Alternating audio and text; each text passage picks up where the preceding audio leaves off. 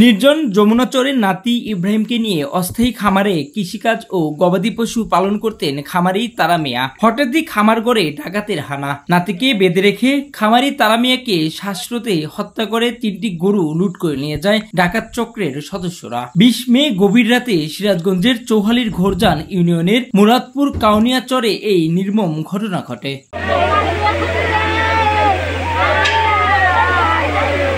স্বজন হারানোর আহাজারিতে ভারী হয়ে উঠেছে পুরো গ্রাম। এই হত্যাকাণ্ড ও ডাকাতির সঙ্গে জড়িতদের দ্রুত গ্রেপ্তারের দাবি স্বজনদের। নিহতের স্বজনদের দাবি, ডাকাতি কাজে বিঘ্ন ঘটায় খামারিকেই হত্যা করেছে ডাকাতরা।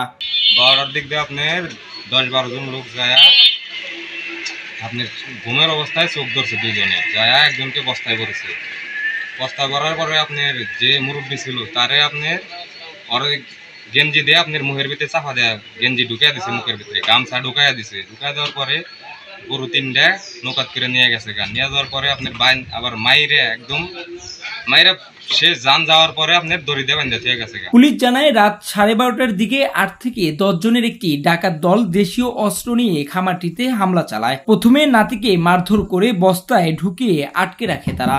এরপর গলায় গামছা পেঁচে শ্বাসরোধে হত্যা করে খামার মালিক তারা মিয়াকে। পরে চৌহালি থানা পুলিশ ঘটনাস্থলে পৌঁছে মরদেহ উদ্ধার করে ময়নাতদন্তের জন্য সিরাজগঞ্জ জেনারেল হাসপাতালে পাঠায়।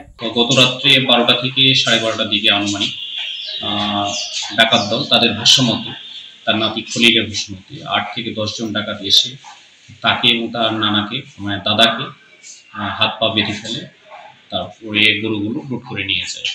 তার মধ্যে 3টি গরু পাওয়া যায়নি, 2টা গরু উদ্ধার করা হয়েছে। চরাঞ্চলে পাওয়া গেছে। নৃশংস এই ঘটনার পর যমুনা চরের সাধারণ মানুষের মাঝে চরম আতঙ্ক বিরাজ করছে। চরের ভিতরে নিরাপত্তা নিয়ে প্রশ্ন তুলেছেন স্থানীয়রা।